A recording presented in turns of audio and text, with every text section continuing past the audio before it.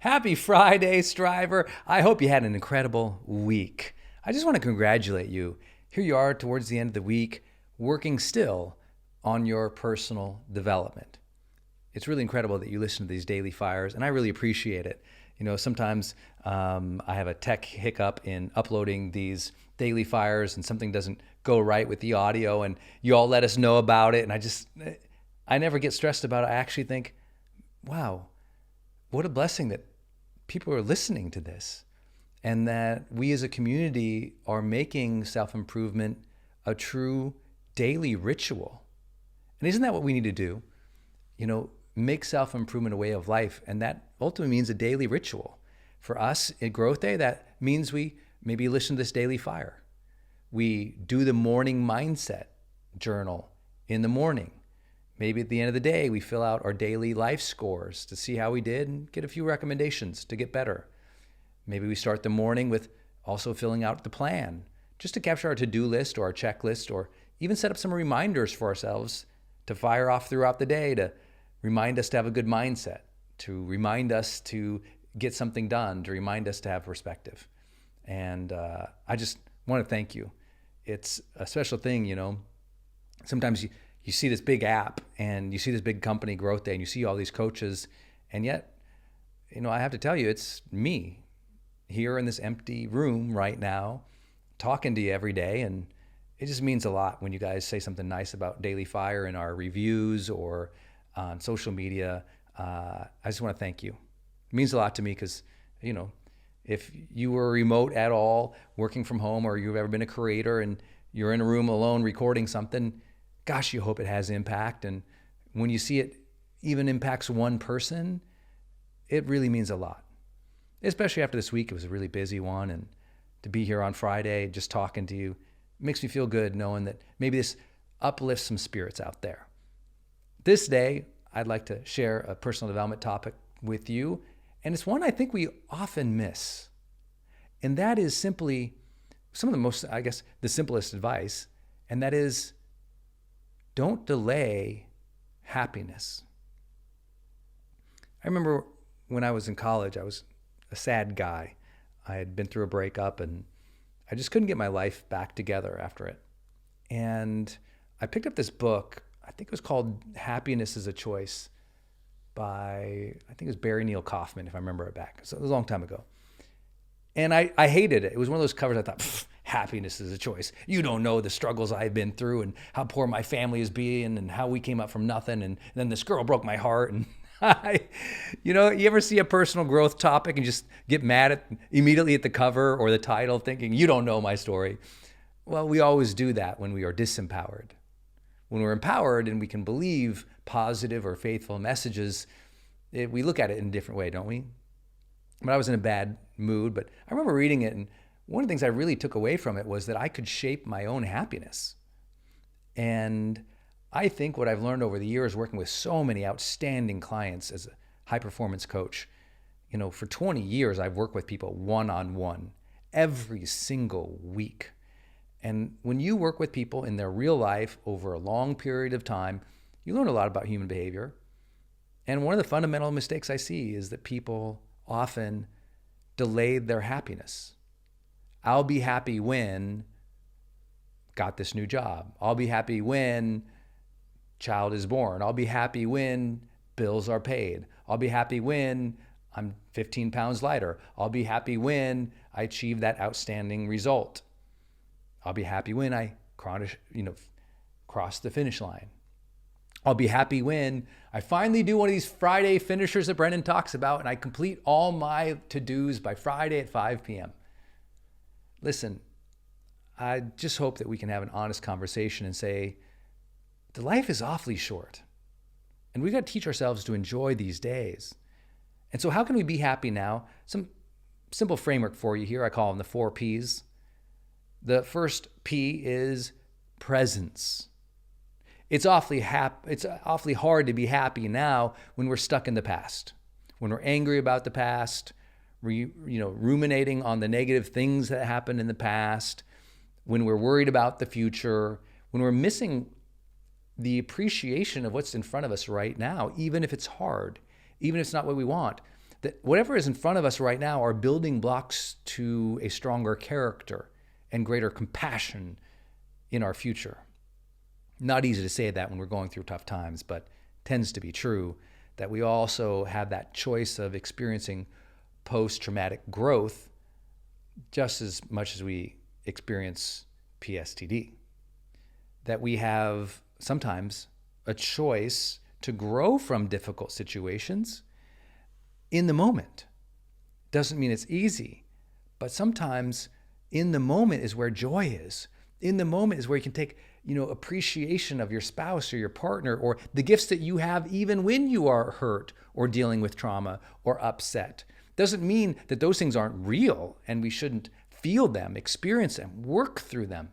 But it simultaneously means we can take a breath and go, whew, I am still alive.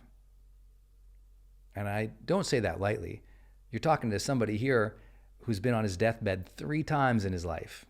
Trust me, I get trauma. I get difficulty. And I also understand that working through those things is to learn to be present with our breath, if anything, present with our emotions, if anything, to sit with the truth of who we are and how we're feeling, and being honest about it is also presence. Vulnerability requires presence. Consciousness requires presence. It's being in the moment and feeling the day and feeling the emotions and just living life. That's presence.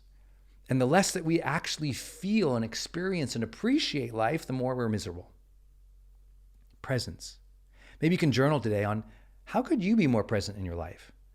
What are some rituals you could put into play? Some things you can remind yourself of throughout the day that might serve you? The second P is perspective. I think a whole lot of happiness comes from perspective. I remember the first time I had traveled outside the United States. I think I was a teenager. And I happened to be on a work trip, actually. And I saw, I guess I shouldn't say I saw, I was taken on a tour through a dump outside a major city.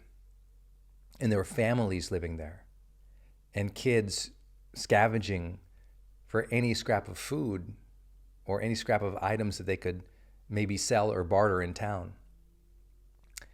And it wasn't a few families, it was thousands of families who lived at the dump. I was outside Mexico City.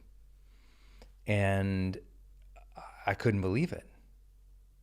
And in that moment, this is a long time ago in my life, pretty much every complaint went right out the window.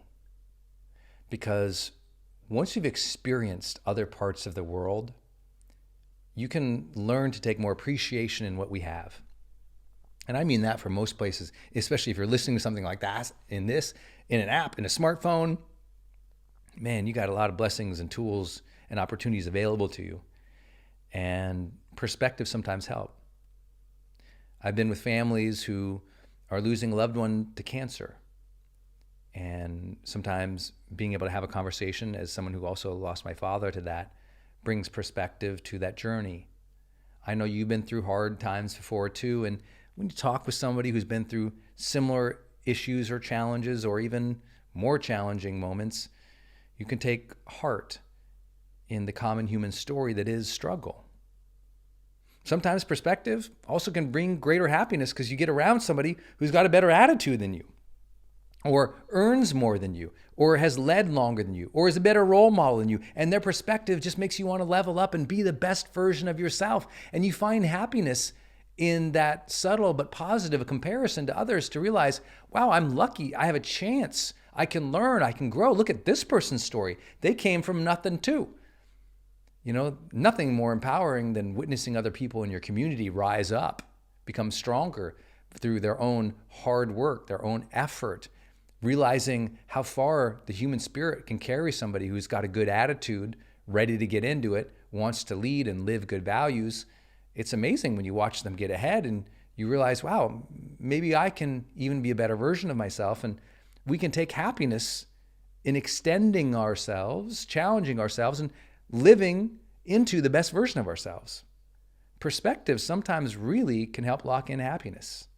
Also, sometimes I'm sure maybe if you've got kids, you've had that experience where your child takes such delight in something in the backyard that you've looked at 100 times and never even thought of, but suddenly their perspective in taking delight in something or having fun and joy in something gives you the perspective and reminds you to also take delight and joy and gratitude in the simple things. The third P to have happiness is passion. To chase, pursue, experience the things that draw your interest, your curiosity, your passion, even sometimes your obsession in a good way. There's healthy obsessions. I talk about that in High Performance Habits. In fact, most people who have long-term success but are still able to maintain well-being and positive relationships, what we call high performers, they are passionate and they are obsessive about certain things, but the obsession is not a negative obsession. It's a healthy obsession. It's a choice to focus. And the healthy, how do you know it's healthy? Well, they maintain their well-being mentally and physically, and they maintain positive relationships. The opposite is some people become successful and they strive really hard, but they wreck their health and their relationships, not what we're after in pursuing our passions. So if you have more parts of your day or your week or your month where you're exploring your passions, even if as a hobby, even if in the off hours, even if only once or twice a month, but it fills you up, that brings more happiness. Finally, something I really hope penetrates the world and you help become that example of perspective for others. The fourth P, playfulness.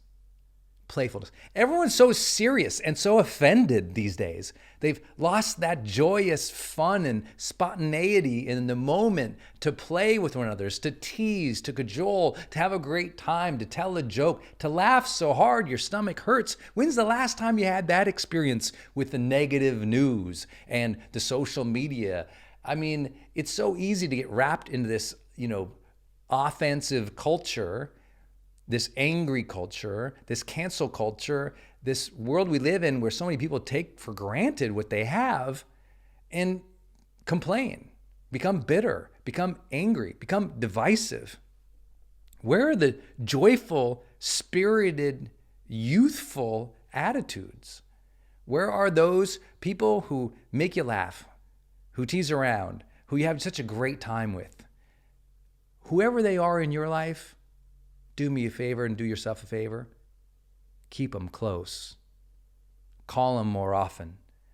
Text them and audio text them more often. I think this is so important. Finding people who are fun should be a life's aim. I'm so blessed to be around, genuinely fun people. At home, at work, in my friendships. They weren't always that way. I had plenty of curmudgeons in my social circle at certain parts of my life. And then I started deciding, why? Why hang out with people who aren't present, who can't keep perspective, who aren't passionate, who aren't playful? Why? What's the point?